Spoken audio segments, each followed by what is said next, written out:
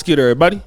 It's your boy, O'Shea Duke Jackson, back at it again with another episode of The Celebrity Junk. So basically, guys, Adam22 is under a lot of fire. He interviewed Blockstar, a young man who said that he basically was a juvenile when Pop Smoke was killed, and he was not sorry for Pop Smoke passing away. If you would like to hear that, I will play that clip now. I'm not sorry about nothing. You know, it should never happen, but I ain't sorry. Feel me? Like, if I could go back, I'll go back, but I ain't sorry. Like, die every day. Like, he was rapping about it, all type of shit. So I ain't sorry about it, but you know, I send my condolences to the family, and I wish it never happened. But so, do you regret going to the Airbnb that night? I don't regret nothing, but I wish I never had. Yeah. But when you say you're not sorry, well, you just seems like you're acting like this is just the circle of life. This is how it happens. No, it's not. I'm not making this small thing. It's just, I don't know. Growing up, my people, my family told me you ain't sorry for shit. Like, whatever you did it for a reason, and stand on it.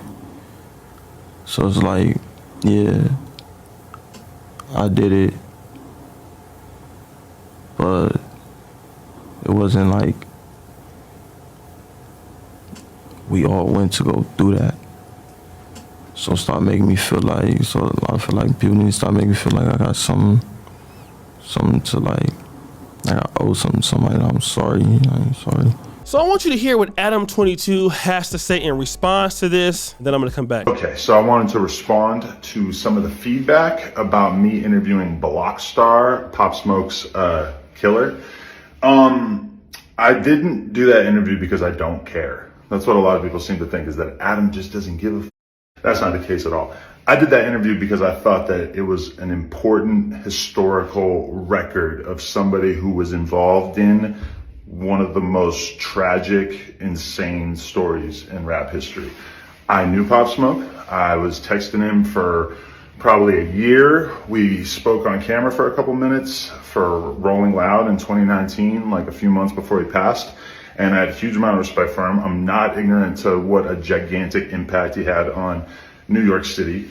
And I have nothing but respect for him, and definitely did not want to, enrage his friends or family. I actually wanted to do a piece of content that I thought they would be able to benefit from by having this conversation, so that people could really understand what goes through the mind of somebody who's capable of doing something like that. I think if you watch the interview, it's pretty obvious that I wasn't glamorizing it, and that I was trying to have, the tough conversation with him that I thought this situation warranted. I also think that a lot of people seem to think that I'm the first person who's ever interviewed a killer, which is completely not true. All kinds of people come to mind, but let's just go with the obvious example, Terrence Gangster Williams, who I had on, and everybody else in the podcasting world has had on. He says that he's killed over 40 people. And I haven't seen even one single person say that I shouldn't be interviewing him. And I think the reason why is pretty obvious. Pop Smoke, famous rapper, beloved. Who did Gangster Williams kill? 40 drug dealers slash gang members that you and I don't know. So it's kind of hard to work up that empathy. But when you really look at it, O.J. Simpson did all these interviews.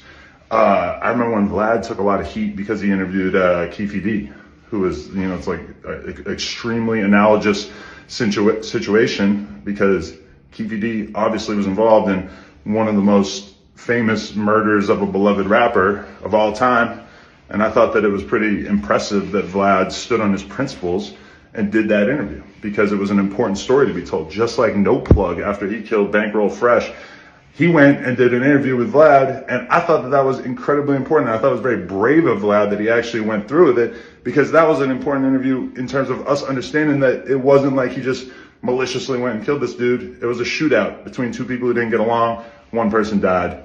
The person who died was the famous rapper, and so everybody died. the person who died was the famous rapper. And so everybody like got on Vlad's case because he interviewed somebody that took somebody that they liked out of this world.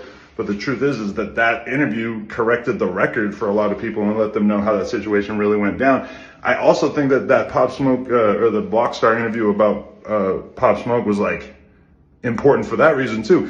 50 Cent made a documentary where he like basically floated and lended credibility to the idea that Pop Smoke's friend Mike might have been involved in getting him knocked off. I think that interview was like extremely important, just answering questions that Pop Smoke fans had. And I think that those same people, like, they watch that interview and they feel mad and they don't really know what to do with that anger. But the truth is that piece of content, if you're a Pop Smoke fan, is like way more informative than anything else that has came out since he died. So to me, it was important to have that conversation. And I also I knew at that time that he was going to go do the interview with somebody else if I didn't do it. So I felt like I was uniquely capable of having a fair conversation with somebody who may have done something horrible, but ultimately at the end of the day is a human being who came out of a environment. And I think that interview tells that story without glamorizing killing at all. I hope that nobody came away with that conclusion, because that to me is pretty insane. Anyway, if you were offended by any of the clips you see, obviously probably 1,000 times as many people saw the clips as saw the full interview. I encourage you to go see it, not just because I want to get my numbers up, but because I think it's an important thing to do to understand what exactly we did when we did that interview. And also, I care about one thing. So you hear him saying things like, well, guys, I really didn't mean to offend the family. We kind of wanted to know the inside of the mind of somebody who would do that. And I'm going to tell you that this is not Adam 22's fault. It's not Adam 22's fault. I was talking to a good friend of mine. I don't want to call his name, but he also said the same thing. This is the fault of Black America, because first of all, it is not enough of us that are in the industry so that we don't exploit our own people like the Vlads and Adam 22 do. But we won't take the business seriously, okay? We have some brothers in the business that are doing very well. Shout out to the Art of Dialogue, shout out to Say Cheese TV, and a few other brothers. But the best platforms, unfortunately, are ran by non-blacks, are the biggest ones, and the ones that make the most money, because I think that these people are more organized than we are. They spend more money in reinvesting, and they operate a professional setting. So what happens is they also get white privilege in the black spaces, okay? The things that goes on Adam 22, if that was a black person doing the stuff that Adam 22 does, they would be shot by now. All of the beefs and all of the drama that goes on at Adam 22, I'm surprised Adam 22 is not seriously hurt. If that was a black person, that man would be dead. We all know that. That person would not be living in LA. But it's Adam 22.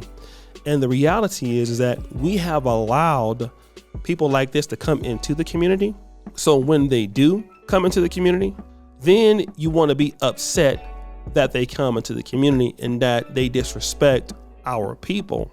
And in reality, we are the ones that have accepted them there, and they're going to continue to do as such. They're going to continue to do it. It's what they're going to do. And guess what?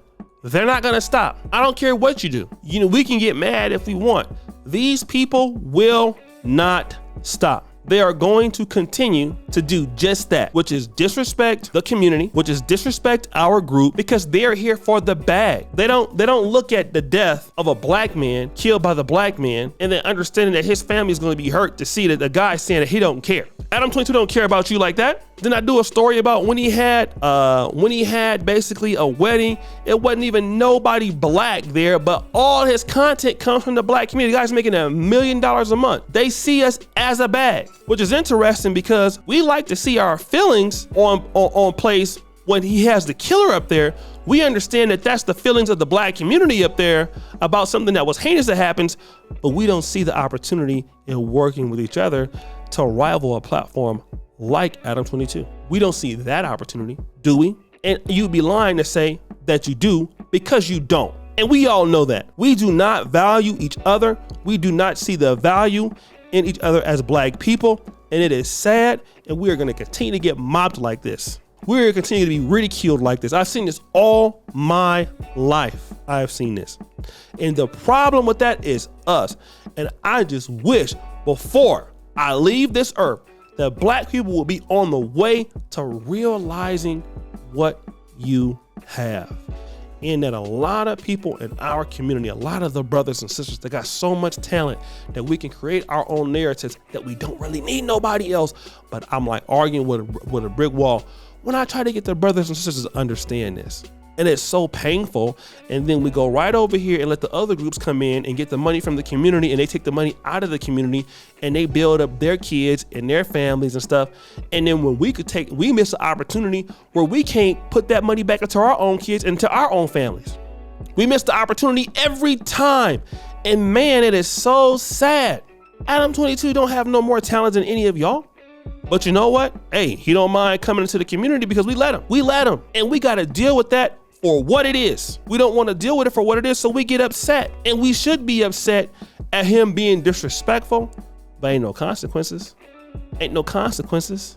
What is somebody gonna do? Nothing. And they know that.